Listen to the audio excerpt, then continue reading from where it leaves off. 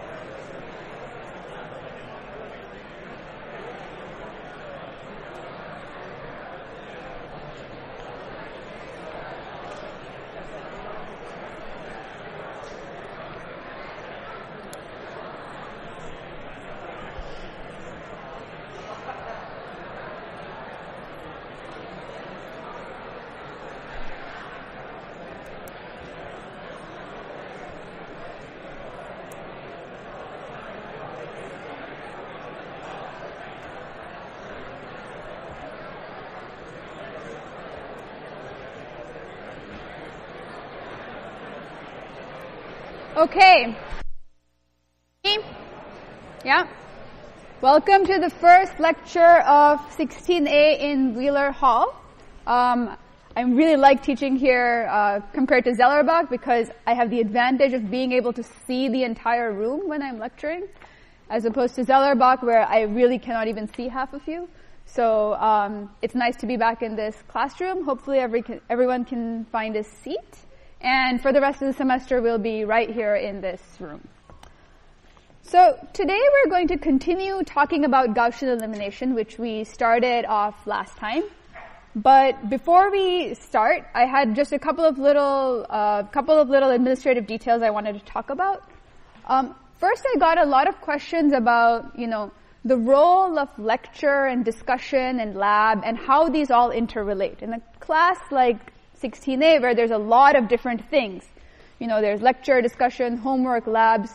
The question is, well, what is important? What should we go to? And really, the way these are all designed is they're designed together. So discussion and lecture will really play off of each other.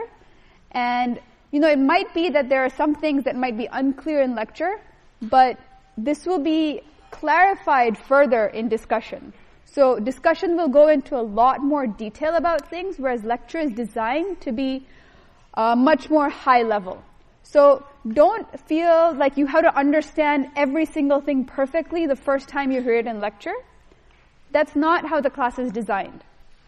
the class is designed in a way that, there will be questions that will be raised, and these will be resolved through going to discussion, through going to lab, and through doing the homework.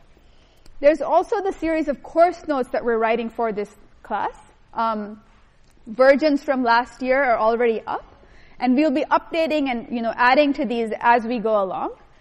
We won't be able to cover every single thing that is in the notes in lecture, but these are, again, designed for you to be able to get more details. Or, for example, technical definitions might be talked about in the notes in a little bit more detail, things like that. So please do read the notes as a way of complementing what we're talking about in discussion and lecture. Finally, I hope all of you managed to submit homework 0. Homework 1 is coming up. Homework party will be, today right after class. There was another homework party in the morning, so hopefully some of you were able to attend that. My office hours on Thursdays will be coinciding with homework party, so we can all walk over there together and talk about questions in lecture or about homework. Homework party isn't necessarily restricted to only asking questions about homework.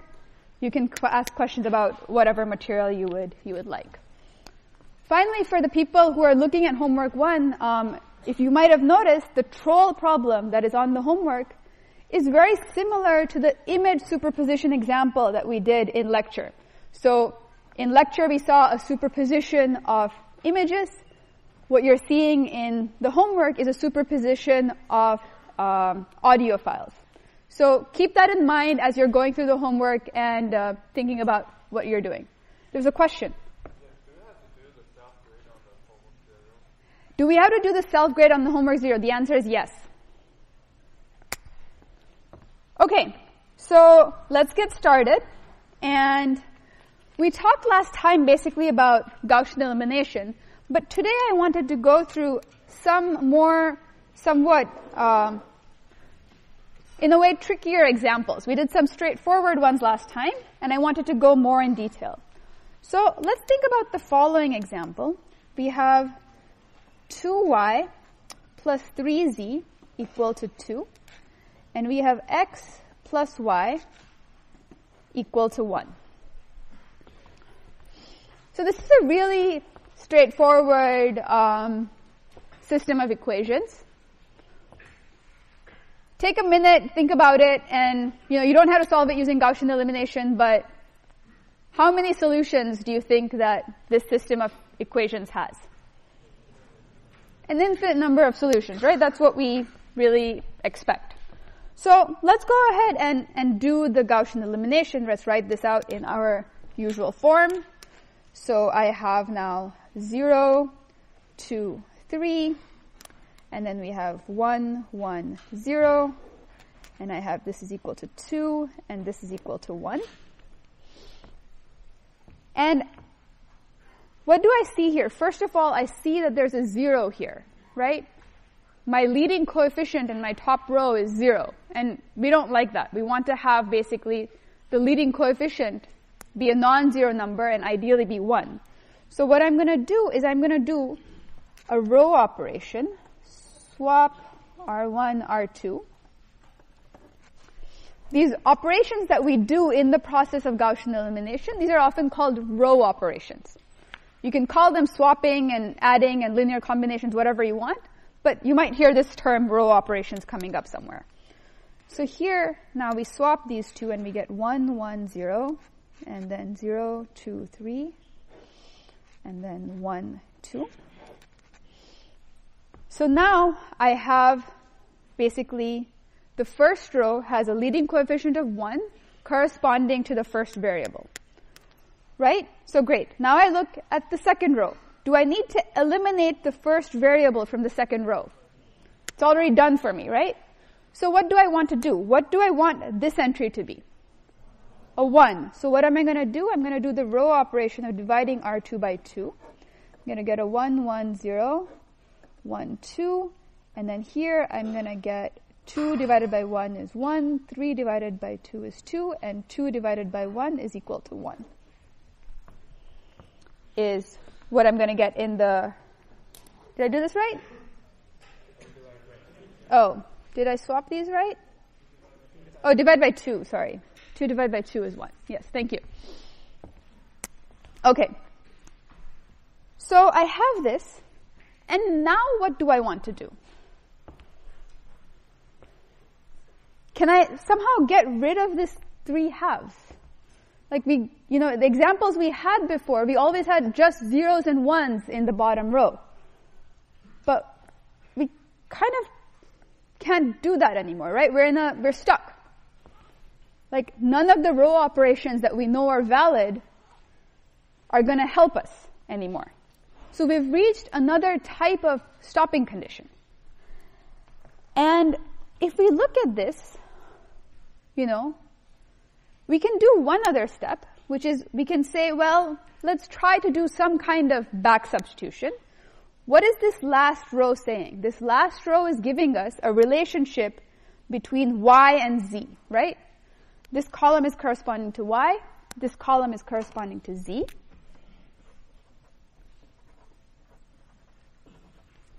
Can everyone read my handwriting at the back, by the way, or do I need to zoom in more? Thumbs up if you can read. Okay, great. Thank you. So we have basically a relationship here between y and z. And we have a relationship in the first row. What are the variables that the first row is giving us a relationship between? X and y, right? So let's do our step further of back substitution, which is where we want to try and remove basically, try and isolate the variables as much as possible. So what I'm going to do now is I'm going to do R1 minus R2, because I want to try and get rid of this 1 as well. So this is going to give me 1, 0, minus 3 halves, right? 0 minus 3 halves is minus 3 halves. And 1 minus 1 is 0. And then I'm going to have a 0, 1, 3 halves, 1, exactly as before. And now this row gives me a relationship between x and z. And this other row gives me a relationship between y and z.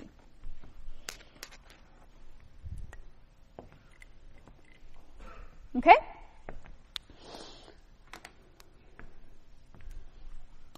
So now, what can I do? Let me set z equal to my favorite number. What if z was basically, let's call z anything? What is y? Can I write y in terms of z? I can, right? I can write y is equal to 1 minus 3 halves of z. And what is x? X is basically equal to 3 halves of z. Right? Because this tells me that x minus 3 halves of z is equal to 0. This tells me that y plus 3 halves of z is equal to 1.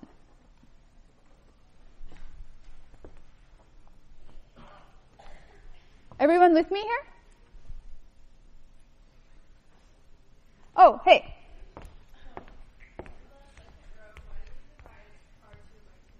In the second row, great question. Why did we divide R2 by 2? We divided R2 by 2 because Gaussian elimination likes us to have leading coefficients as being 1. Because when we have a leading coefficient 1, let's say you had a 1 and a row of zeros equal to something. What does that mean? It tells you basically that it's telling you the value of the variable immediately. So if I had 2 times x is equal to 2, that's great, but that's just a very complicated way of saying that x is equal to 1.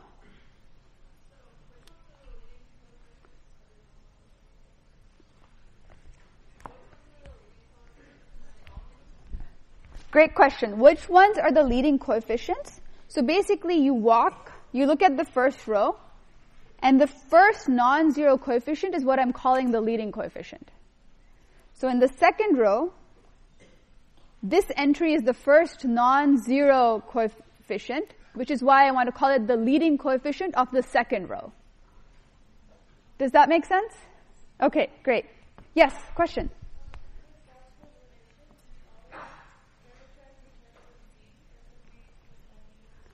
Great question. The question was, with Gaussian elimination, do we always parameterize in terms of z, or can we parameterize in different ways? You can parameterize in different ways, but what we will see is that you will be able to systematically see which variables are what we call free variables and which variables are non-free variables. So because there are many ways of solving a system of linear equations, you can parameterize in different ways. For example, in this setup, we could have first chosen y and then chosen z and then chosen x, right? This could have also given us a solution. But because we ordered our variables in a particular way, we ordered x, then y, then z, we're parameterizing by z first. Does that make sense? It's just a systematic way of doing things, but it's not the only way. Good question. Yes? Good question. Is z the free variable here, or is it y?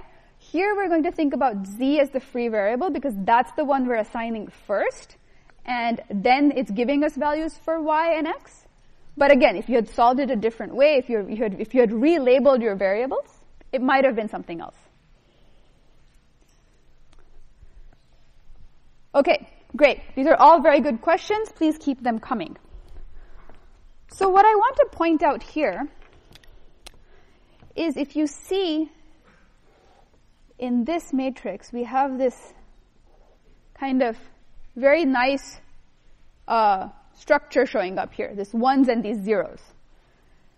And in the case that the matrix we're talking about is a square matrix, which means it has the same number of rows and columns, this is going to be called the identity matrix. And Gaussian elimination often is trying to make your matrix look like an identity matrix. And this will come up again when we start talking about matrix inversion. We're not there yet, but we'll come to it soon enough. But this general format of this matrix, which is just this part, the blue box, I'm not thinking about the augmented part, but I'm just thinking about this part. This is what is called a row-reduced echelon form. So I will tell you something. I'm personally not a big fan of jargon, and mathematics as a subject and engineering in general, if you go into, for example, the fields of machine learning, is a field that is riddled with jargon. And sometimes people will, use different terms, they'll use jargon, they'll use different big words that mean things. And sometimes it's clear what they mean, sometimes it don't. Sometimes it's not clear. And, it's important to know what jargon is, so I'm going to introduce jargon every now and then. But I personally think that it's more important to focus on understanding the fundamentals and where the jargon is coming from than knowing the jargon itself. So I've seen students at times being, somewhat intimidated by various jargon that is being thrown around because these are big words that don't necessarily always make a lot of sense. And I'm going to encourage you every time you encounter some kind of jargon to ask, well, what does this mean? Because often, even though you don't know what the meaning of that particular jargon is, you probably understand the fundamental underlying concept. So we'll introduce some kind of jargon, we'll talk about these technical terms, but as a philosophy for being an engineer, remember that fundamentals are more important than the particular jargon. That said, what does this jargon mean? This is a particular form of a matrix that has some properties. First property is that all non-zero rows are above all zero rows. What's a non-zero row? A row that has a non-zero entry. So if it's all zeros, then it's an all-zero row. If it has some non-zero entry, it has to be higher up. Second, is that the leading coefficient, and again, what do I mean by leading coefficient? I look at the row from the left, and the first non-zero coefficient that I hit is what I'm calling the leading coefficient. So in the first row, this is a 1. It's right here. In the second row, this is the leading coefficient. Leading coefficient of a non-zero row is always to the right of the leading coefficient of the row above it.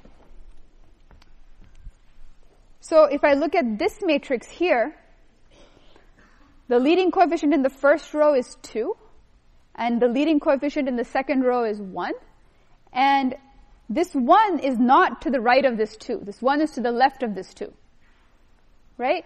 So this is not in row-reduced echelon form. However, here, if you look, the leading coefficient here is to the right.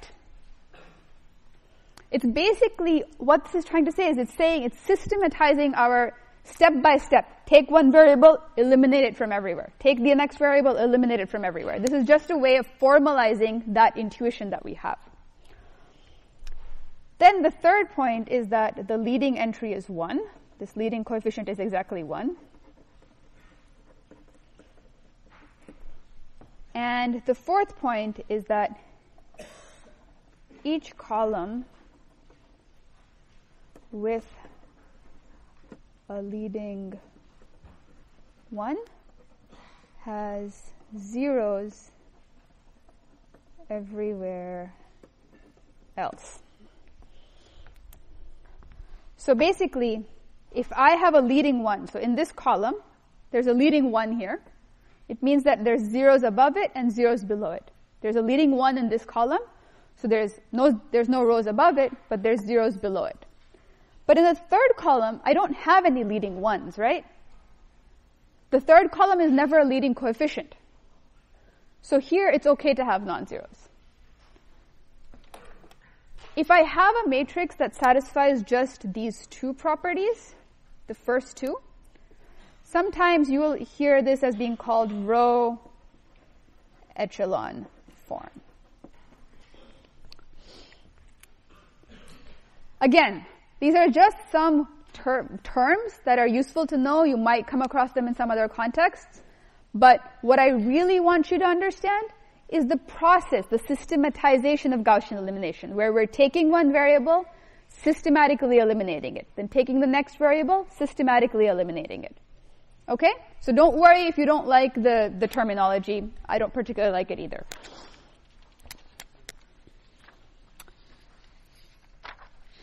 Oh, and finally, I guess one other piece of jargon that I should introduce. Technically, I think we talked about it briefly, but these leading coefficients are also sometimes called pivots.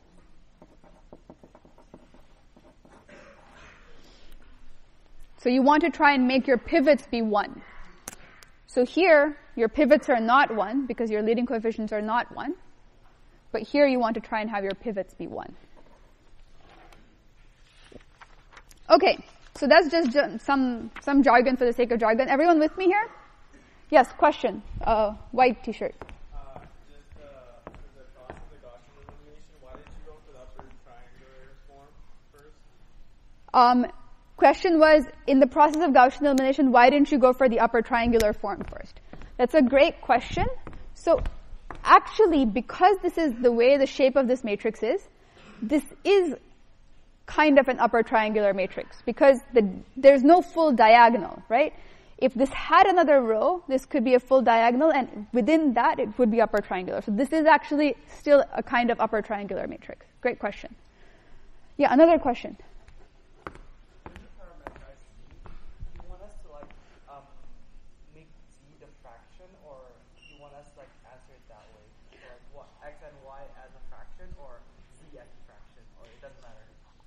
So the question is, what does it mean to parameterize z, and do we care about which one is a fraction? Yeah, do you care which one is a fraction? Do you want us to simplify parameterize it to a fraction, or? No, you just basically, you pick your free variable and then you express everything else in terms of that variable. Like, you might not even have fractions, right? You might just have, like, x is equal to z minus 1. There might be no fractions. Yeah, last question. In this problem, was z the only free variable? In this problem, was z the only free variable? Great question. The answer is yes, because as soon as you pick z, x and y become completely fixed. Right? There might be other ways of writing, there might be other equations where you have more than one free variable, and you'll see examples of this. Yeah? Just to piggyback off the question, the number of free variables we have is depending on the number of system equations versus the number of unknowns we have. Great question. The question was, is the number of free variables dependent on the number of equations versus the number of variables? The answer is yes, but only kind of, because sometimes you won't be able to figure out the number of free variables just by knowing the number of equations and the number of unknowns. And we'll see some examples of this. Okay, so Gaussian elimination, there's lots of different examples, and as we see more examples, things will start to become more clear. So here we first saw this example where we had fewer equations and more unknowns. But now I want to show you an example which has 3 equations and 2 unknowns. So if you have x plus y equal to 2, x minus y equal to 1, and 2x minus 2y equal to 2.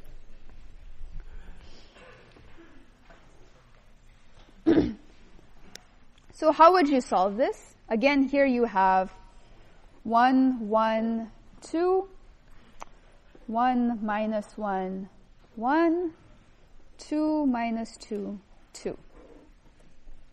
Right? So now let's do our row reduction. So again, we have a leading 1 here. We're happy. What do we want to do now? We want to eliminate everything in this column, right?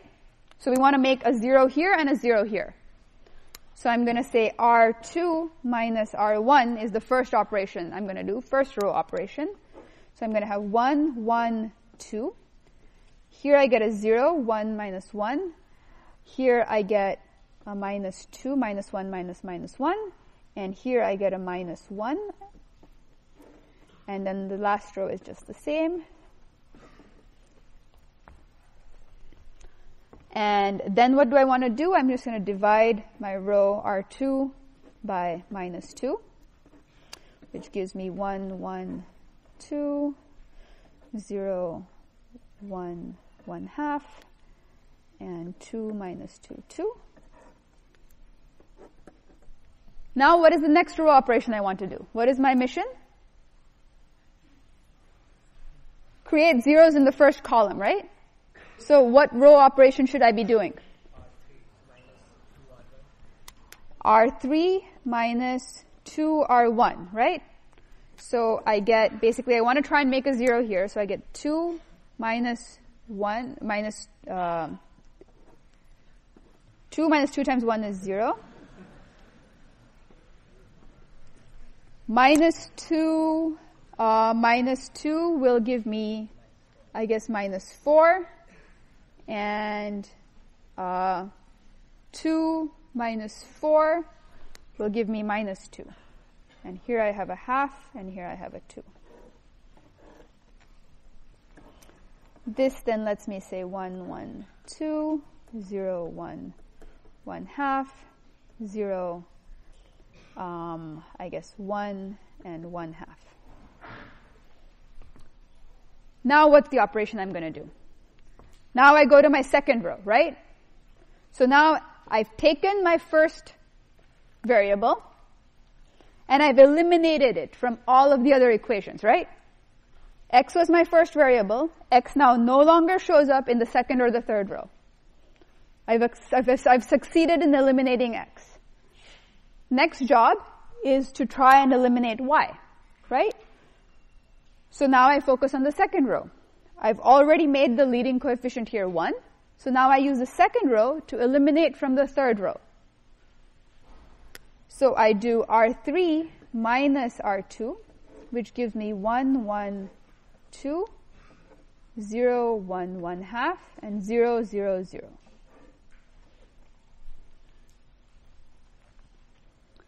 And so now I have my row of zeros, which is going to suggest something to me. What would it suggest?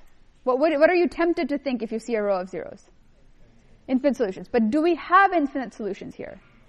We don't, right? So what do you have to do to check? So you go in the next step, where you do R1 minus R2 now, and I have 1, so 1 minus 1 is 0, and then 2 minus 1 half is 3 halves, and then I have 0, 1, 1 half, and 0, 0, 0.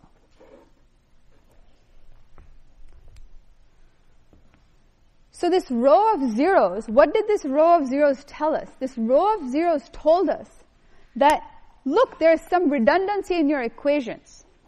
Whatever the third equation was representing was already, that information was already contained in the earlier two equations.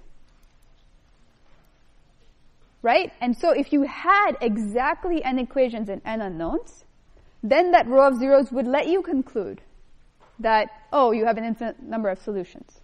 But here you don't have that. So you have to actually go one more step. So you can say, well, this row of zeros tells me that I can basically ignore this last row, but let's go to the row before. This tells me now that y is equal to 1 half. And then this tells me that x is equal to 3 halves. So here's a situation where I have, to answer your question, I have more equations than I have unknowns, but I have no free variables.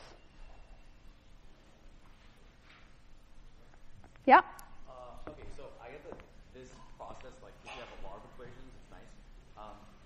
Here, if you just recognize that one equation is redundant, can you just say, like, this is, equation 3 is 2 times equation 2, so it's redundant, and just go on there? Yes, if you can recognize. The question is, well, you know, this is great for complicated things, but for a simple thing, you don't have to go through all of this math. You can do stuff more simply.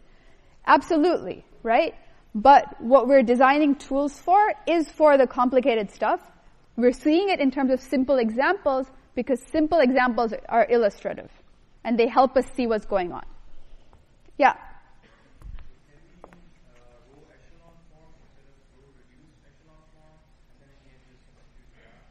Can we use row echelon form instead of row reduced echelon form? Yes, you can do that, but effectively the substitution process requires you to move to row reduced echelon form eventually.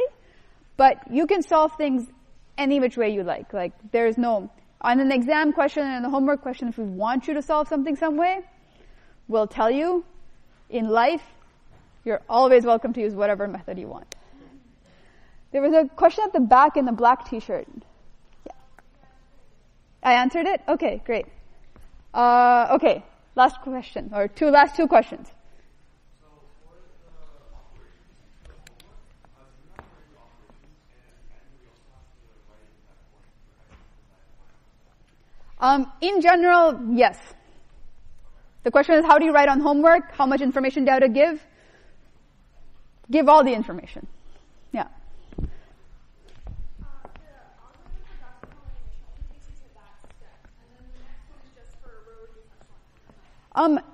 That's a good question. Basically, how many steps of this are considered Gaussian elimination and what isn't considered Gaussian elimination? So if you remember, Gaussian elimination had the last step as back substitution. And this row-reduced echelon form is essentially back substitution. So again, this is something that comes with jargon. Some people will call this full process Gaussian elimination. Some people will say going to here is Gaussian elimination. It doesn't really matter. But basically your goal is to solve, so you might as well go all the way. Good question. Okay, burning question, and then I have to move on. Is it possible to do multiple row transformations in one step? The answer is yes. I recommend against it, simply because it's a great way to make an algebra mistake. But in general, there's nothing preventing you from doing it. Okay.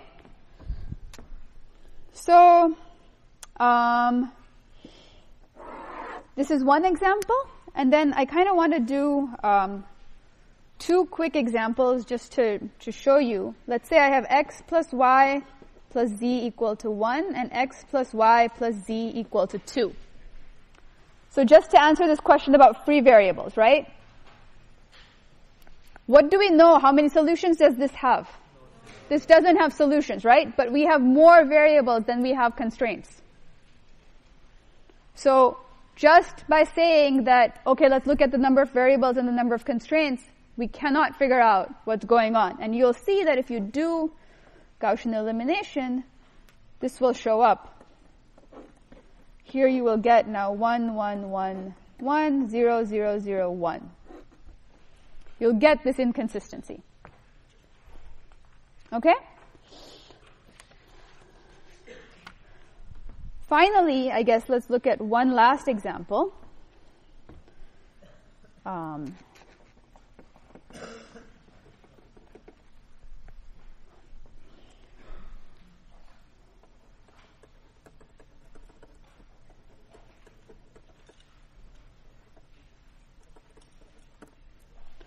So very similar to this one, but slightly different. What does Gaussian elimination tell you? You get 1, 1, 1, 1, and then 1, 1, 2, 2.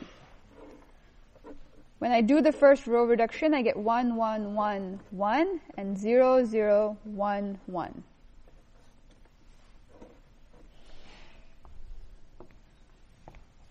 What does this tell us? Where are we now? We're at, what's the next step that we would want to do? Back substitution, right? So we want to do now 1, 1, 0, 0, and 0, 0, 1, 1, right? This is row 1 minus row 2. Here I did row 2 minus row 1. So now what does this last row tell us? It's telling us z equal to 1. And then what is it telling us to do? It's saying that, well, actually, z doesn't matter for x and y, right? There's a constraint between x and y, but z is decoupled from them. So, okay, I wrote this poorly, but this goes here, this goes here. This tells you that x plus y is equal to 1. Oh, sorry, 0. And so, how many free variables are there in this setup now? 2, 1, 1 or 2, right? It's a really good question. What is a free variable? A free variable is one that you could set to be anything. Okay? So, let's say I picked y to be my favorite number. Let's say I picked y to be equal to 3.14. Right? What constraints does that impose? Does it tell me that what x is? So how many free variables are there? Only one, right? So even though there's this, because there's one coupling between x and y, is there any freedom on z? Z is fixed, right? So now what you can see is that basically, let's look at these two rows. When I look at the first row, what is the leading coefficient here? It's this 1, right? Now let me look at the second row. I would want ideally there to be a 1 here, right? That's what I would expect. I don't want to necessarily skip by 2, but I'm skipping by 1. And the leading coefficient here is in the third position.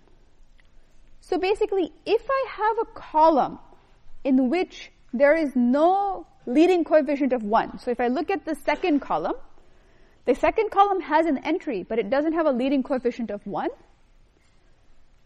then you can interpret that as meaning that variable is a free variable. And so you'll see more examples in discussion and homework on this. But basically, here, this is telling you that y is a free variable. I can choose y to be equal to anything. Yes?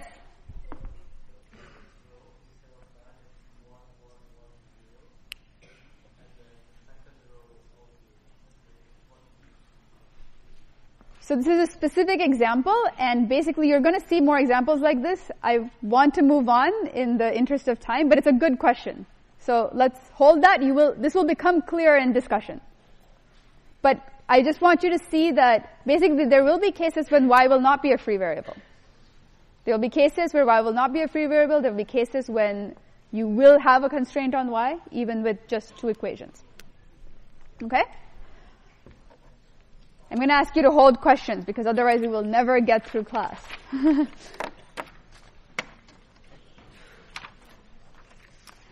Okay, so we've done some examples on Gaussian elimination, and what I want to do next is build on this. And I want to now bring up a very important point. And this is one of the most important things in today's lecture. So, write this down or however you remember things. But what did we notice when we were doing Gaussian elimination? We did all these examples, right? We had this example, we had this example, we had this example, we had this example. When we chose what row operation to do, did stuff on the right-hand side of this line matter?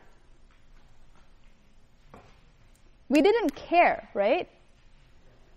The process of Gaussian elimination depended on the coefficients, not on what we were seeing.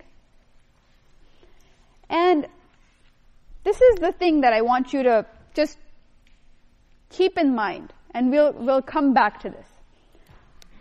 So to understand why this is an important observation to make, I want to go back to thinking about systems of linear equations as matrix vector multiplication.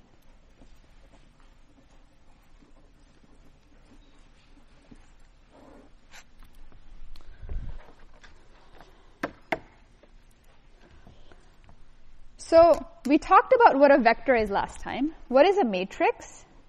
Just as a reminder. A matrix is basically this rectangular array of numbers.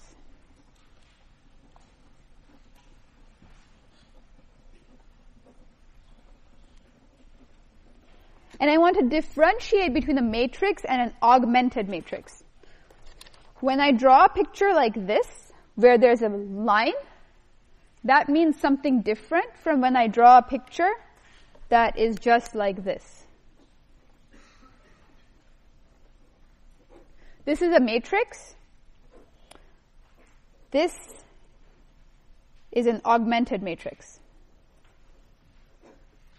These are not the same.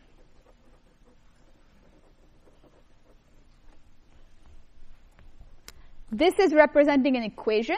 Here, this is not representing an equation. Okay? This is basically two equations and two variables, whereas this is basically talking about an operator on a vector with 3 elements. And that's what I want to introduce. So, if I think about a matrix in general, let's call it A11, A12, all the way up to A1n. A21, A22, A2n, AM1, AM2, AMN. This is a matrix. It has n columns and m rows. And we say that this belongs to R m cross n. R is just a set of real numbers. What this means is this is a matrix with n columns, m rows, and every entry is a real number. This matrix, and I'm going to say this is multiplied by a vector, x1, x2, all the way up to xn. This is a vector x.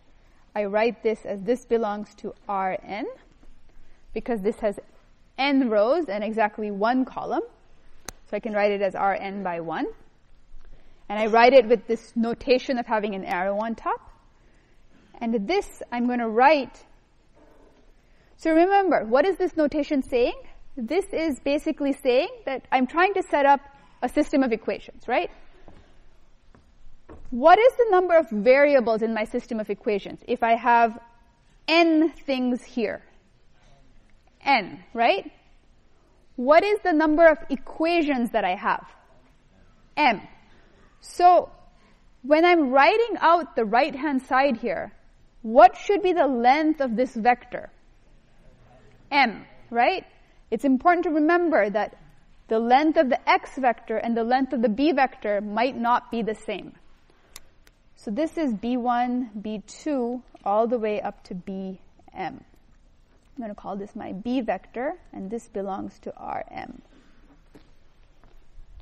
And as a shorthand, I can write this as matrix A. Usually I write a capital letter for a matrix times this vector x is equal to this vector b.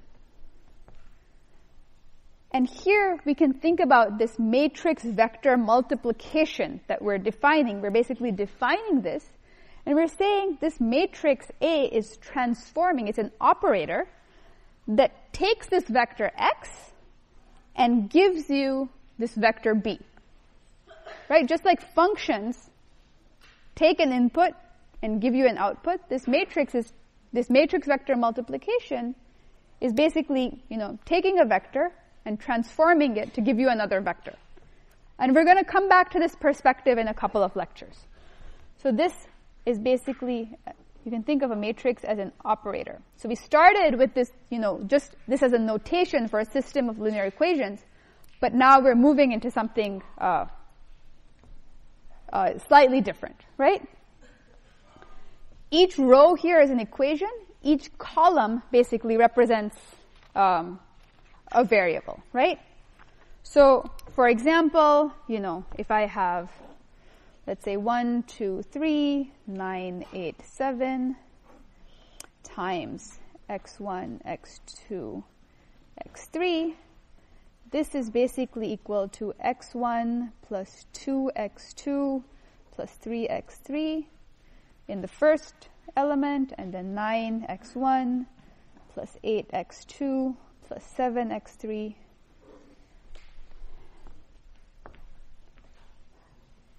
in the second row. And let's say I said that this was equal to 4, 5. Now this represents a system of equations, right? If I don't write this here, this is just, part of an equation, or it's just representing this matrix multiplying this vector. This is what I want to call, basically, the row perspective on matrix vector multiplication, where basically every row of the matrix represents an equation, right? Everyone clear with the notation? This is just notation. Yeah?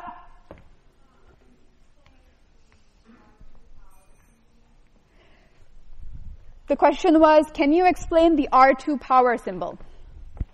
Am I repeating your question correctly? Yes. Okay. So this symbol, so I'm drawing this R a little bit funny. This R means the set of real numbers. Sorry. Thank you. And when I say, let's say R2, I mean pairs of real numbers. So I mean basically some R1, R2, where both of these are real numbers. If I wanted to visually represent R2, I would think of that as a plane, where R1 is this axis and R2 is this axis. So every pair gives me a point in the plane. If I thought of R3 that represents 3 space. When I say Rm cross n, I'm saying basically I have this entire rectangle of real numbers. So that I can't visualize the way I would visualize just R2. Does that help answer the question?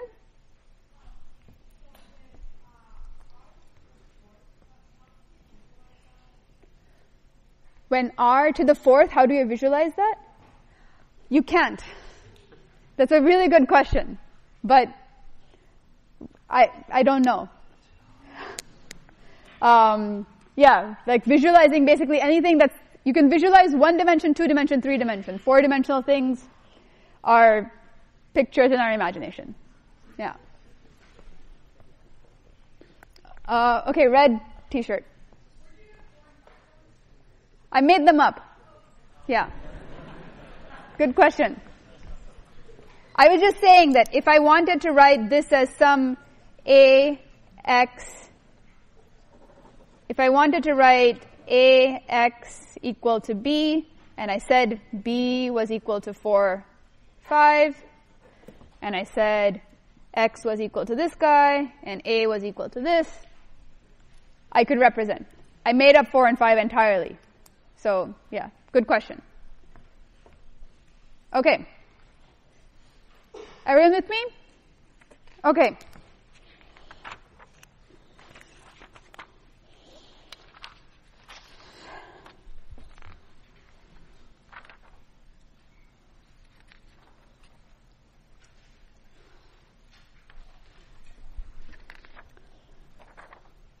So now, let's remember the example that we started out with. The imaging lab. Right? And there we had, basically, in the very first lecture, we had this setup where we had 4 pixels, and we made these measurements, right?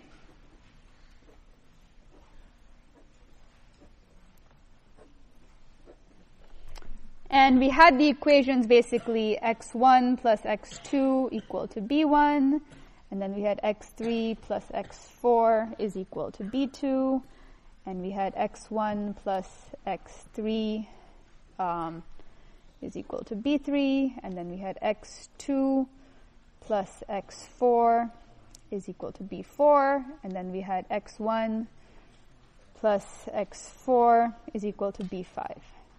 And these are equations 1, 2, 3, 4, 5. So let's represent this now in the matrix vector notation that we've been thinking about, right? Because remember, what we wanted to do was we wanted to make sure that whenever we built our tomography machine and sold 1 million copies of it, that it worked before, we wanted to know it worked before it went out the door, right? So how do you know that the measurements that you're taking, that you're designing, are actually good measurements? And for this matrix vector notation is going to turn out to be helpful for us. So if I want to write measurement set 1, which were basically equations 1 through 4, right? This was first, we just took these first 4 equations. Does everyone remember that? This was measurement set 1, and measurement set 2 was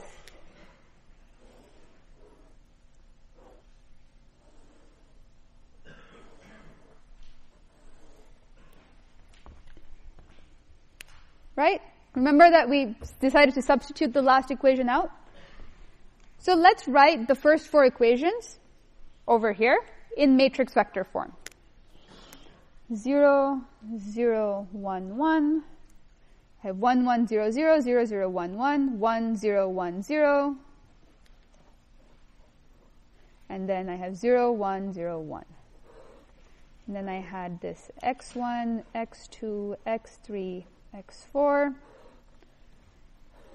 And I have b1, b2, b3, b4. Right? This was measurement set 1. measurements 2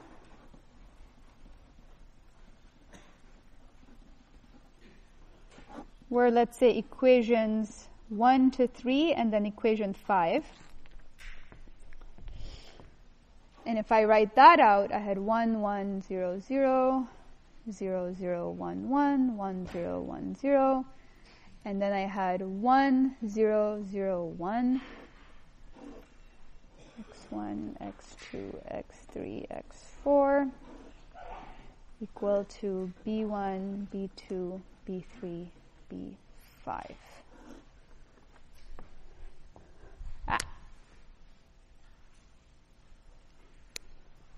Yep.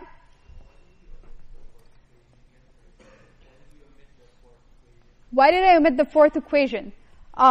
Great question. So the first lecture, we tried solving these 4 equations, and we found that we couldn't come up with a unique solution.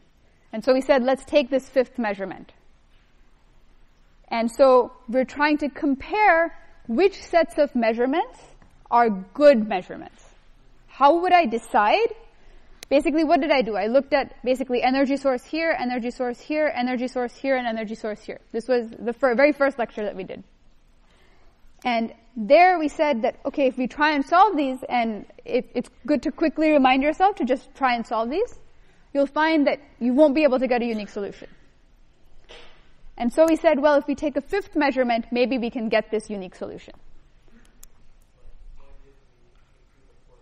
Why did we omit the 4th one? We could have omitted any other equation. We just chose to omit the 4th one. It's not binding. Good question. We don't have to omit the 4th one. We could evaluate different sets of measurements. So let's say we have these 5 options. We know we have 4 unknowns, so we want at least 4 equations. So what we can say is that, well, let's evaluate different subsets of these measurements. So here are 2 options, but you're making a great point, is that we could consider a 3rd option, like equation 1, equation 2, equation 3, and equation 5. That would be another valid thing to consider. Here, just for the sake of exposition, I want to consider these 2. And the question that I want to ask is one of these sets of measurements better than the other set in terms of pinning down the exact values of x1, x2, x3, x4? We could also ask that question for other subgroupings. Is that clear? Good. So here, in this case, what I wanted to point out is there are 2 parts here, right? Here we have these measurements, b1, b2, b3, b4, b5. And we're writing this now in this form of a times some vector x, this is unknown, equal to b. Here, what do we have control over? What do we as engineers get to choose about this setup? The A's, right? This is the engineer's choice.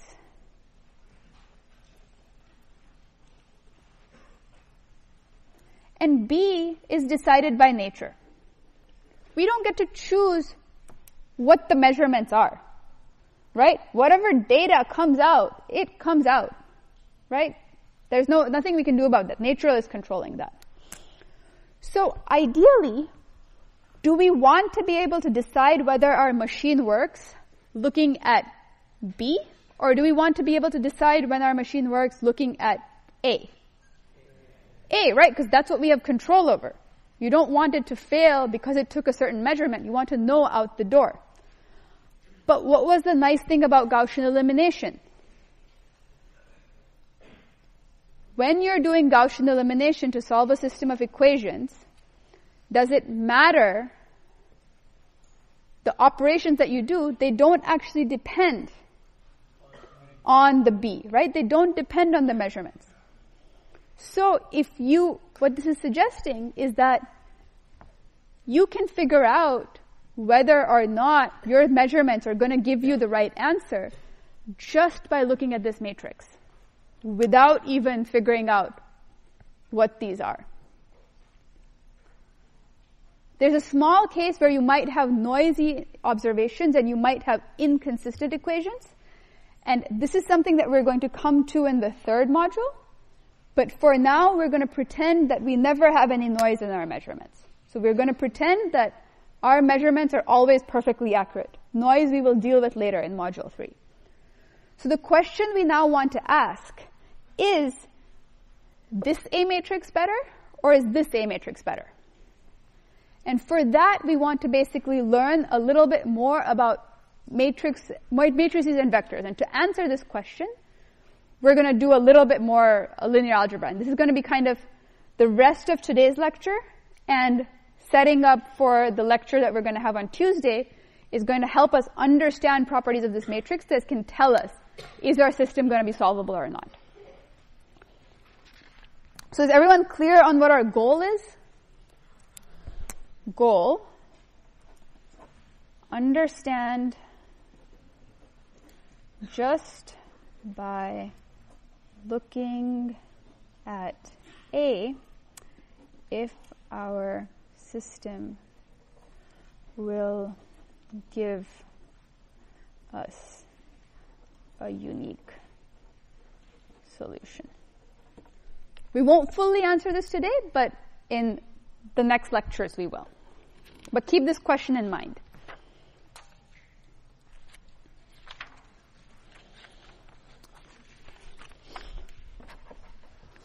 So two little things that you probably already saw in discussion, but some properties of vectors that we need to introduce to get to answering that question.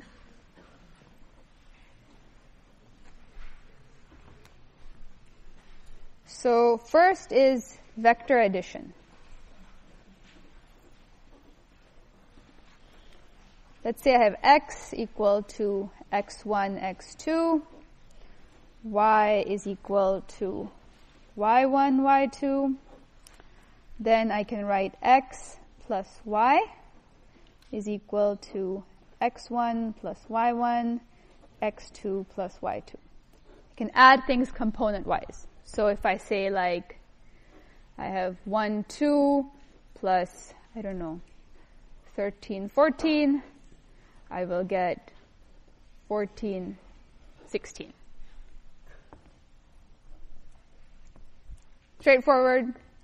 You probably saw this in discussion yesterday, right? Okay. Second is multiplication between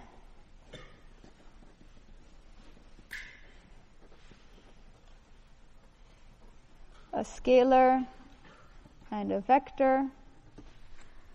And here you have basically some c times a vector x, where c is now a real number,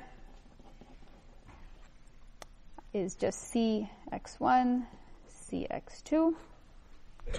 So if I take 2 times 1, 2, this is equal to 2, 4.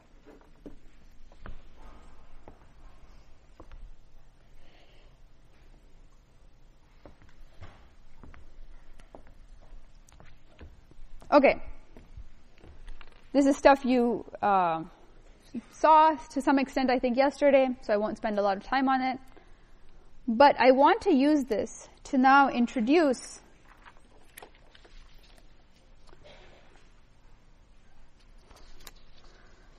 a second perspective on matrix vector multiplication, and I'm going to call it the column view.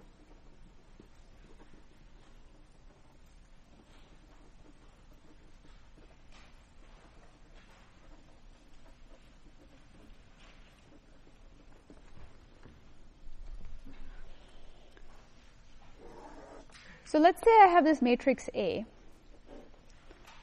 A11, A12, A13, A21, A22, A23, A31, A32, A33.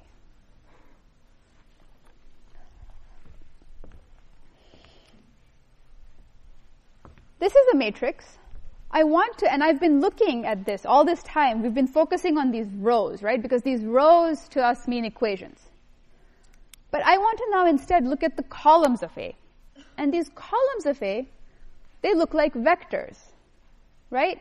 Because they're a vertical stack of numbers. So I have A1, I can write vector A1 is equal to A11, A21, A31. vector A2. Notice that here I have an arrow on top of A1, which shows it's a vector, whereas here, because there's no arrows on top of these are scalars.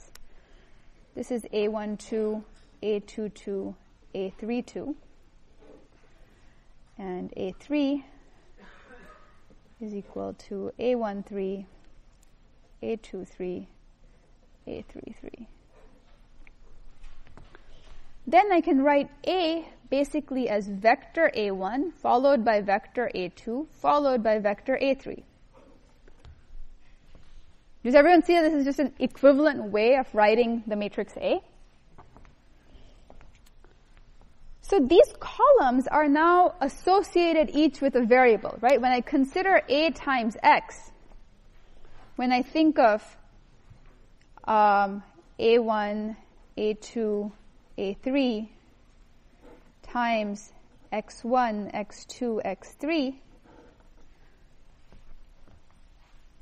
every single row is an equation, which means that every row is a measurement, right? Every row is I shine energy once, and I get some measurement back.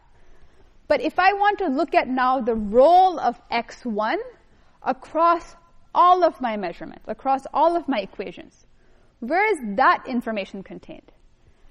That's all contained in A1, right? So if my A, for example, was equal to, let's say, 100, 1, 1, 1, 100, 100, 1, or let's call this 1, 100.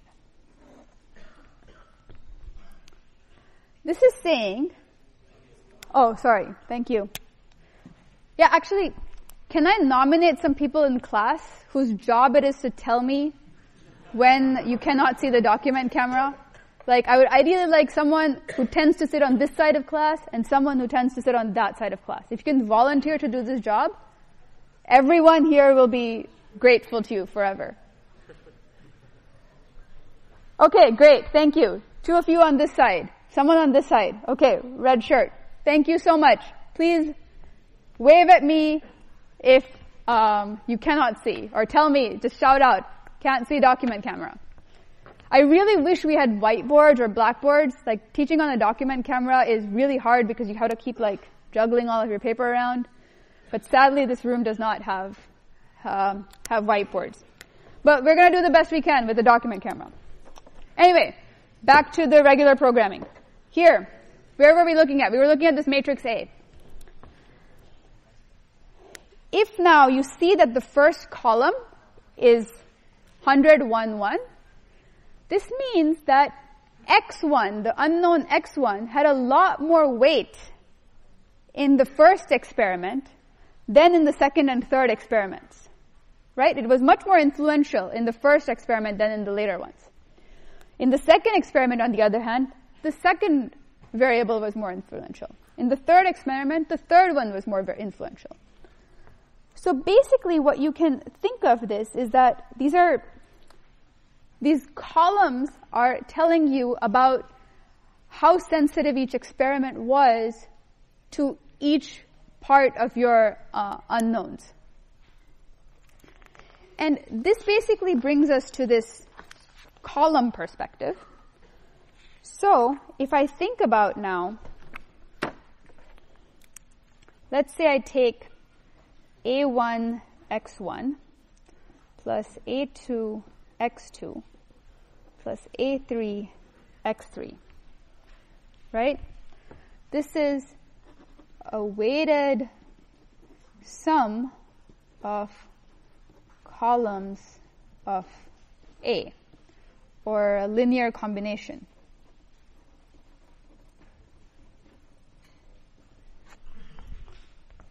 And the first column is weighted by x1. The second column is weighted by x2. These I'm going to call weights. So what is this equal to? We just learned about scalar multiplication of a vector and vector addition. So this is just a scalar multiplication of a vector, right? I have 3 vectors multiplied by 3 scalars, and then I'm adding them together. So if I do that out, what do I get? I get that this is equal to A11. How do I do this so you can still see? Okay, I'll put this here. So A1 is multiplied by x1, A11 x1, A21 x1, A31 x1, plus A12. What's going to be multiplied here? x2, A22 x2, A32 x2, plus A13 x3, A23 x3, A33 x3. And now I can just use vector addition rules to add this up component-wise. What am I going to get out at the end? Am I going to get a matrix or a vector? A vector, right? I'm going to vector a 3 by 1 vector, which is just A11 x1 plus A12 x2 plus A13 x3, right? This plus this plus this, then this plus this plus this, then this plus this plus this. Right? I'm not going to write out these rest of these terms. Is it clear to everyone what just happened? But when I think about my matrix A times X,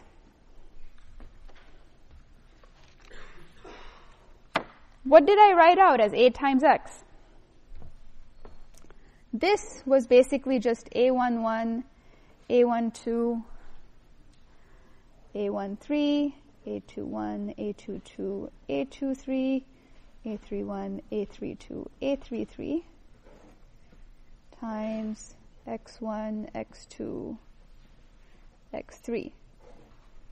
So what I did here was I took every column and I weighted it by the corresponding variable. But when we first defined this using the row perspective, what did we do? We took this entire row and we multiplied it by this, right? We said like A11 is the coefficient for x1 in the first experiment, A12 is the coefficient for x2 in the first experiment, so on and so forth. Right? So when we write this out as a system of equations, this gives us A11 x1 plus A12 x2 plus A13 x3, right? And so on, and it gives us 3 equations. But what are the equations here and the equations here that you get? They're the same, right? So basically, matrix vector multiplication can be thought of from this row perspective that represents equations, or it can be thought of from this column perspective as a linear combination of the columns of the matrix A. And it'll be important to be able to go back and forth between these two perspectives, because when we're going to answer our question on are our measurements good, our measurements are going to be taken in the style of rows, but we're going to analyze them by talking about properties of the columns of the matrix. Okay? So is this equivalence clear? Basically this, we have shown, is equal to A times X. Any questions on this? Yeah.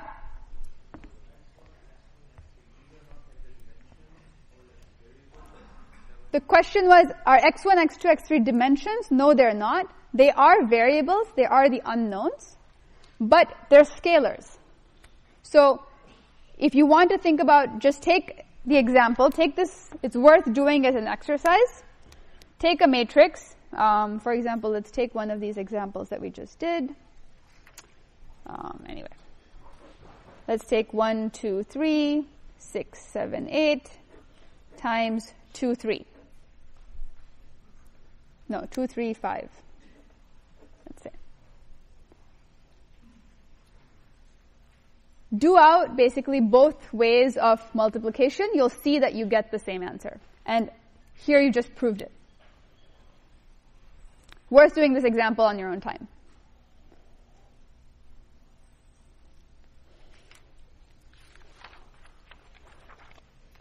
So now with this insight and this different way of thinking about matrix vector multiplication, I want to ask the question, can we have a new interpretation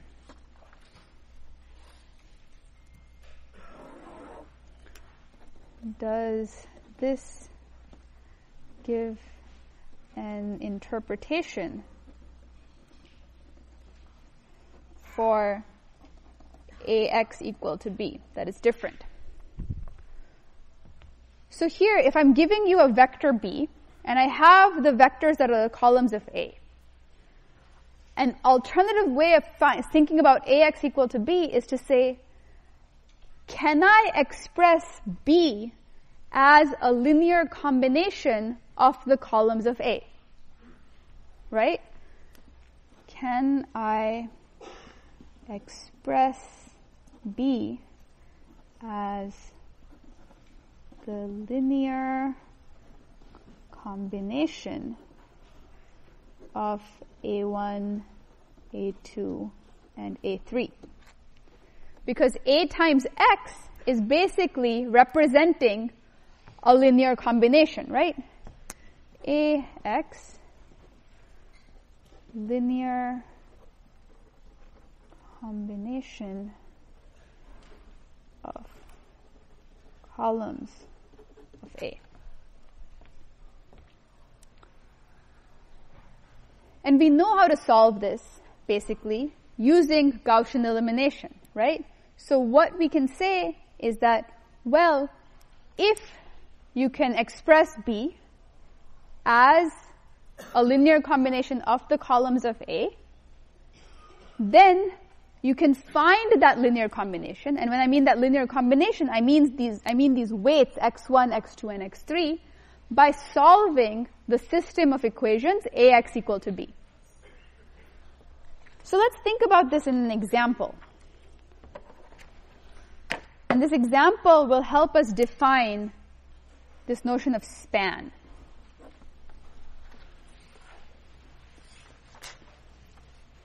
So what is the span? The span of the columns of a matrix A is the set of all vectors B such that Ax equal to B has a solution, not necessarily a unique solution, a solution, which basically means that B can be obtained as a linear combination of the columns of A.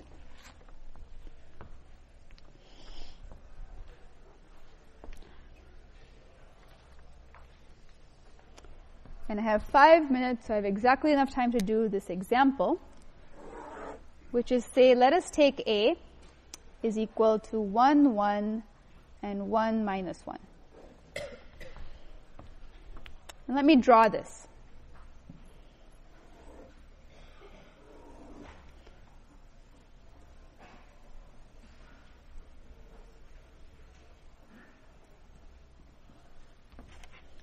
So here I have A1 is equal to 1, 1, right, this column.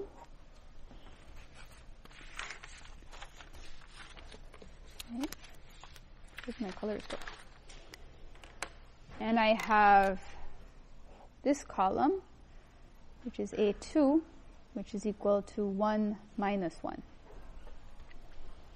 So 1, 1 is basically this vector. And 1 minus 1 is basically this vector. And now, let's say I say B is equal to 3, 2. And I ask, is B in the span of A? Which basically means, does Ax equal to B have a solution? And so, does Ax equal to B have a solution? This we can answer using Gaussian elimination. But if we want to look at this visually, what does this linear combination mean? What do these weights mean? It means that I can walk, let's say I'm here at the origin, and this is a 2D plane. I can walk along vector A1, which points this way. I can take as many steps as I want. That's the first weight. And I can walk along this second vector A2, which goes in this direction. I can take as many steps as I want. Can I, walking only along the orange and the pink arrows, get to B, which is basically 3, 2, which is 1, 2, 3, 2. Right? This is the blue arrow. What? Oh, 3, 1, sorry, 3, 2.